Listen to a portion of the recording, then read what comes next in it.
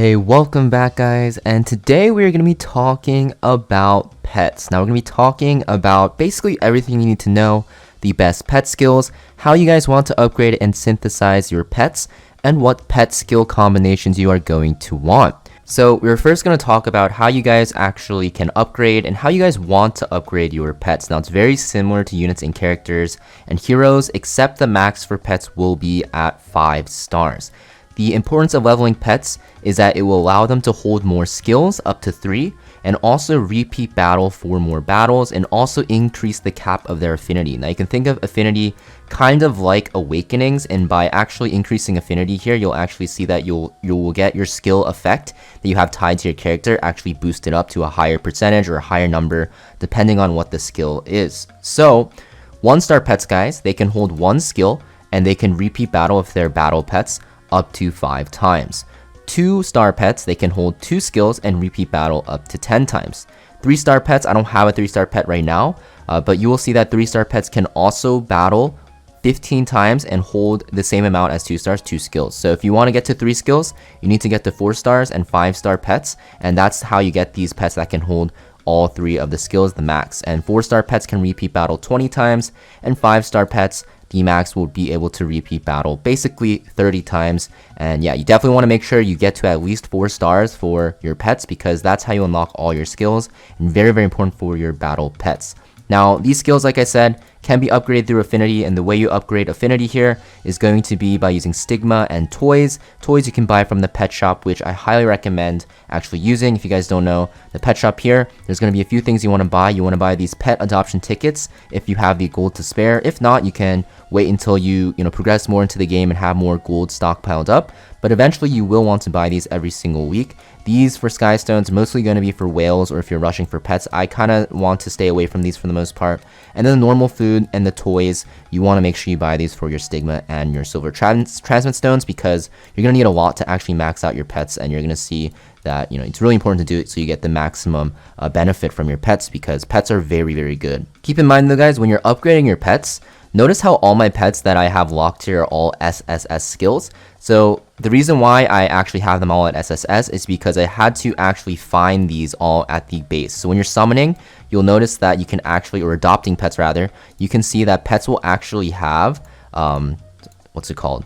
Like skill rates, and it's random, right? So you're going to have to fish through and adopt a lot of pets and look for the S-grade pets, and then you want to actually use those pets to upgrade it all the way to like 3 stars, 4 stars, and eventually 5 stars, because if you do actually upgrade your pet and you get like a rank skill instead of an S rank skill, eventually what you'll have to do is replace that skill by upgrading a pet all the way up and fusing it with your pet to actually replace that skill. Now, synthesizing pets guys, pretty simple, very similar to characters like I said. So for example, if I have like a 2-star pet maxed out and you want to synthesize, you need a pet of the same type. So there's 2 types of pets here. You can see there's a battle pet and a lobby pet, designated by the beer mug and the 2 swords crossed. The 2 swords crossed is the battle pet, so I need a 2-star base as well. So you need a 2-star with a 2-star to synthesize together. One has to be maxed out. And then you can actually use your crystal of memories or currency to up the chance of a higher generation pet, which will actually give you more stars. Highly recommend you max this out, because why would you actually, subject yourself to RNG? And then, as always, you can actually pick your skills. So, since I'm going from 2 stars to 3 stars, even though my 2-star pet, the Elephant Octo, has only 2 skills, I can still only choose 2 skills when I'm going to 3 stars, because 3-star pets will cap at 2 skills. If I went from 3 stars to 4 stars, you'll actually be able to see that I can actually choose another skill if I want. Also, guys, if you actually synthesize pets here, and I'll show you guys right now, say we're going to a higher generation, doesn't really matter, but say I don't select any skills, or I select only one. So let's first say for example, I will pick just the 4.5% chance to receive double AP. What will actually happen here is it will keep that skill, but you'll also see that this empty slot here will get a random skill. So skills will also get randomized if you don't select it, and as you guys can see, I got a random one here. So you have to be careful and make sure you lock the ones you want, and basically lock the S rank ones. make sure you're not rolling the skills that you actually need. So yeah, keep in mind your skill grade cannot change though as you're upgrading. You can get random S's from random skills, so that's why it's very important to make sure you find these S rank pets and lock them. And once you find a good combination of pets, which we'll talk about in a second, that's when you actually want to fuse them together and make your big 4-star or 5-star pet that can repeat battle for a while. Now for your appearances, right? So you can see that the pets will have appearances. Some of the appearances will be rare or even like Moonlight or even event based. So like the Swimmer Weasley is from summer events, right? You can see like this Elephant Octo actually is a Moonlight pet, which is special because you can see that there's like a little star here with like the crescent moon, which signifies that it's Moonlight. You can see that like this one doesn't have it, but these are going to be the rare pets. And if you do want to change a appearance of a pet, you just basically click change appearance and just go through and pick one of the same pet type. You pick it and then you just have to use your currency. Keep in mind that will consume the pet though, so you want to make sure you're careful. And you know, something like this one, Navi's Butterfly, which is from the Espa collab, if you mess up and you actually change it to something else, you will lose your Navi's Butterfly. So you definitely want to make sure that you're being careful with your pet appearance. Now for your pet setups, this is probably what you guys were waiting for the most. Basically what I recommend is having 3 battle pets and 3 lobby pets. So your first battle pet will be for hunt, your second battle pet will be for adventure and side story, and your third battle pet will be for spirit altar. And then for your lobby pet, the first one will be for enhancing. You'll see that you have equipment enhance good, equipment enhance, and equipment enhance great chance as well. And then also you're gonna have 2 other pets, hero level up EXP and also gold from selling. So basically when you're promoting, you use the hero level up EXP pet. When you're selling your gear from hunts that you want to throw away, use the gold selling pet. And also when you're enhancing, you want to use this enhancing pet. Now basically the best skills we're going to talk about right now. So for the hunt pet, there's actually going to be 2 different options you can go for. So there's actually 4 skills that are very good for hunts: double crafting materials, lesser charms, and also reforge mats, which is what I have here. But there's another one that actually has a random chance to drop an extra piece of equipment. Your pet, if you don't have this pet updated, then you most likely have this trio that I have on the screen here. And the Reforged Mat one is a new skill that I think is probably the best, because in the late game, you're going to run out of Reforged Mats very, very consistently unless you actually, spend money, or if you just are looking for crazy gear only. So I definitely think this is a staple, and I've come to believe now that the equipment one is the worst of the 4, because charms are always really hard to get as well, especially when we have a side story like the summer side story eating all your charms, because it doesn't really drop any fodder.